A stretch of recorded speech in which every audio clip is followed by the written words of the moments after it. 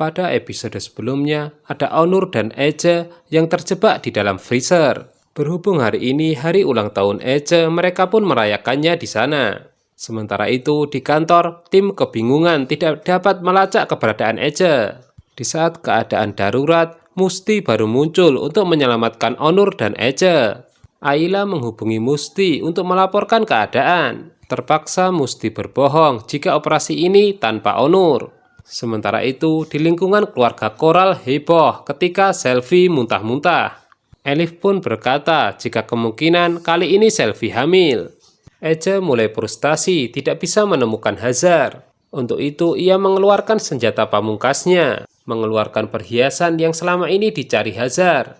Ece merasa bersalah telah mengeluarkan Onur dari pekerjaannya. Di sisi yang lain, Mufid B menghubungi Ayla mengajaknya makan malam. Obrolan keluarga Koral membuat Selvi penasaran akan kehamilannya. Ia pun segera pergi ke kamar untuk melakukan tes urin.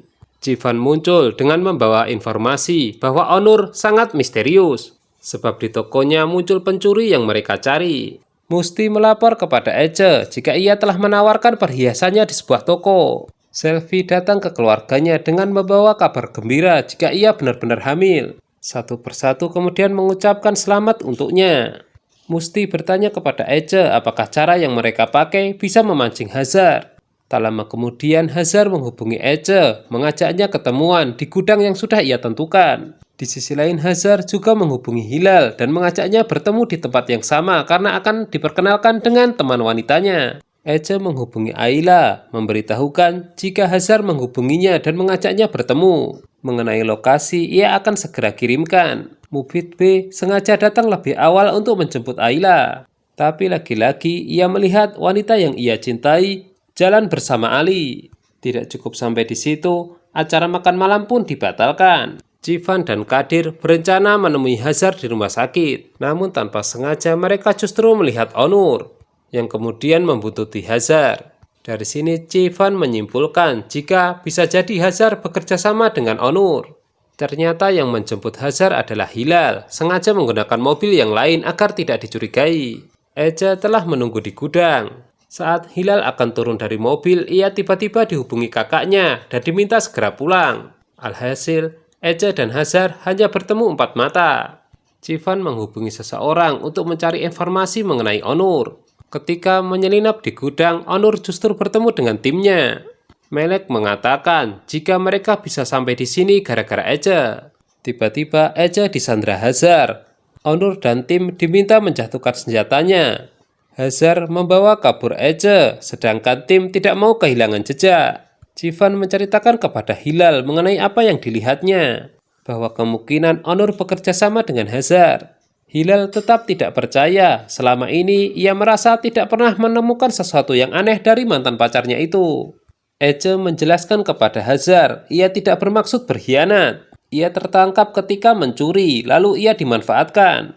Hilal memerintahkan Kadir untuk menghubungi Onur, namun tidak ada jawaban. Begitu juga ketika diminta menghubungi Hazar. Dari sini Hilal baru sadar mungkin ucapan kakaknya benar. Onur menemukan mobil yang ditumpangi Hazar dan Ece. Mereka berhenti di dekat dermaga dengan maksud ingin melarikan diri menggunakan kapal. Mengetahui hal itu, Onur menghubungi timnya sambil terus mengejar. Hazar tahu jika dibuntuti. Ketika Onur muncul, Ece justru berlari ke arahnya. Hazar yang panik kemudian menembak Ece. Dan di saat yang sama, Onur melepaskan tembakan ke arah Hazar. Singkat cerita, Ece dilarikan ke rumah sakit, sedangkan Hazar ditangkap. Di sisi lain, Kadir ketakutan menganggap omongan bosnya benar. Ia kemudian meminta izin kepada Hilal untuk memberitahukan yang sebenarnya. Hilal ikut panik, hingga kemudian mengikuti Kadir. Ketika Kadir memulai pembicaraan, Hilal menyela bahwa sepertinya Kadir minta kenaikan gaji. Di tengah kebingungan ini, Kadir mendapatkan kabar jika Hazar telah ditangkap. Jivan terlampau senang hingga menghiraukan kata-kata Kadir. Di rumah sakit, dokter mengabarkan jika luka Ece tidak serius. Jadi sebentar lagi ia bisa dipindahkan ke ruang perawatan. Onur segera menjenguknya untuk meminta maaf. Ece balik meminta maaf, sebab karena dirinya lah Onur kehilangan pekerjaan. Mungkin luka ini adalah hukuman. Di sebuah ruangan, Kadir dan Hilal berbicara mengenai skandal besar mereka, bahwa apa yang mereka rahasiakan jangan sampai jatuh ke tangan Civan. Di luar diam-diam ada selfie yang merekam pembicaraan ini. Di kantor, Presiden Virus memuji kinerja timnya. Sesuai janjinya, jika Hazard ditangkap, maka Onur akan dikembalikan pada tempatnya. Selfie menunjukkan rekaman yang ia dapat kepada suaminya. Namun dari itu, ia menyimpulkan jika Hilal selama ini selingkuh dengan Kadir. Ece tidak mau makan dan memberitahu Onur jika ia benci rumah sakit. Onur pun bertanya apa alasannya. Ece menceritakan jika waktu umur 10 tahun, ia dan orang tuanya mengalami kecelakaan mobil bersama adiknya yang baru umur beberapa hari. Dan semua kenangan kesedihan terkumpul di rumah sakit. Onur bermalam dalam satu ranjang dengan Ece. Keesokan paginya, teman-teman tim dan Musti datang menjenguk. Ayla mengajak bicara Onur dan mengembalikan apa yang menjadi haknya, bahwa ia menjadi agen rahasia lagi. Onur kemudian memberitahu bibinya itu jika ia tidak ingin melibatkan Ece lagi, sebab bibinya itu tahu jika dirinya tidak bisa hidup tanpa Ece. Tak lama berselang, Onur masuk ke dalam ruangan dan kemudian menggendong Ece. Karena dialah ia mendapatkan pekerjaannya lagi. Kini giliran Selvi mendatangi Hilal dan menunjukkan rekamannya. Dengan percaya diri, Selvi mengatakan ia tahu penyebab Onur dan Hilal putus. Selvi hanya menuntut agar suaminya ikut mengelola perusahaan bersama dirinya. Dengan penawaran seperti itu, Hilal tidak punya pilihan lain. Sebab jika Civan kakaknya tahu, maka ia akan dibunuh. Onur akhirnya memenuhi permintaan Ece untuk membawanya pulang ke rumah. Ketika sarapan, Hilal tiba-tiba mengumumkan bahwa setelah Civan kakaknya kembali ke London, ia akan mengurus perusahaan bersama Murad. Mendengar itu, Civan langsung menolak. Alasannya semua orang tahu jika Murad tidak kompeten. Onur menyiapkan sarapan yang spesial favorit Ece, yaitu telur dadar jamur. Tidak lupa ia menghiasinya dengan bunga. Tiba-tiba Onur menceritakan mengenai ayahnya, bahwa dia dulu adalah seorang agen rahasia juga. Namun setelah beriringnya waktu, ia berubah mengikuti organisasi seperti Hazard dan yang lainnya.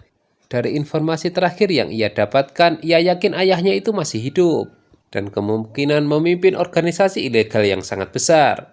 Ayla ingin menemui Mufid B, akan tetapi karyawannya mengatakan jika ia sudah beberapa hari libur. Onur baru saja mengantongi kertas hasil tes DNA. Tiba-tiba dari belakang ada seseorang yang menyuntikkan sesuatu hingga membuatnya lumpuh. Begitu membuka mata, Onur kaget. Itu adalah Baihan Karasu, ayahnya. Ia seharusnya datang dengan membunuh, tapi karena targetnya anaknya sendiri, ia urungkan. Baihan hanya memperingatkan Onur untuk tidak ikut campur dalam organisasi. Ece panik melihat kondisi Onur setengah sadar. Onur mengatakan jika Baihan datang ke sini dan membuatnya lumpuh sementara. Akibat kejadian ini, Onur meminta penjaga di rumahnya. Ece menjelaskan jika tidak ada hubungan Civan dalam masalah ini. Onur pun sepakat karena telah mendengar rekamannya. Di kantor, Onur bekerja sama dengan Milek menginterogasi Hazard. Di situ sebuah foto disodorkan. Hazard terkejut karena itu foto putranya. Tapi meskipun begitu, Hazard menolak membuka mulut. Sekarang Onur mengandalkan Milek dan melihatnya dari CCTV.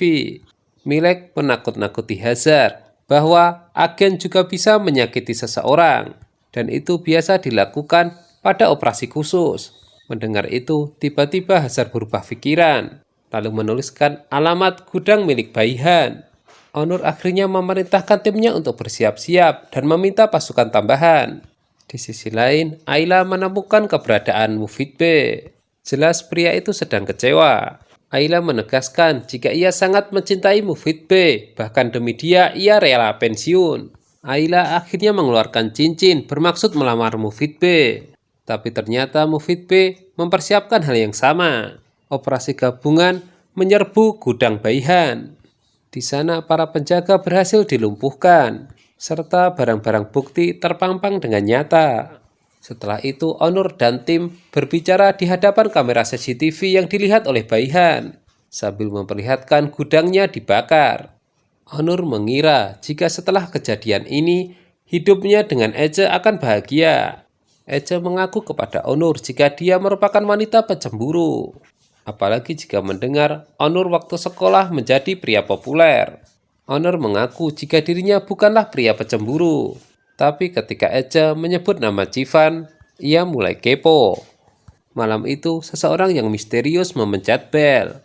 Onur gemetar ketika membuka surat yang ia dapatkan di depan pintu. Padahal malam itu rumahnya dijaga dengan ketat. Surat itu berisi ancaman dari Baihan jika ia mengetahui titik lemah dari Onur, dan disertakan juga foto Ece. Sementara itu, ketika akan berangkat bekerja, mobil Civan dibajak Ali.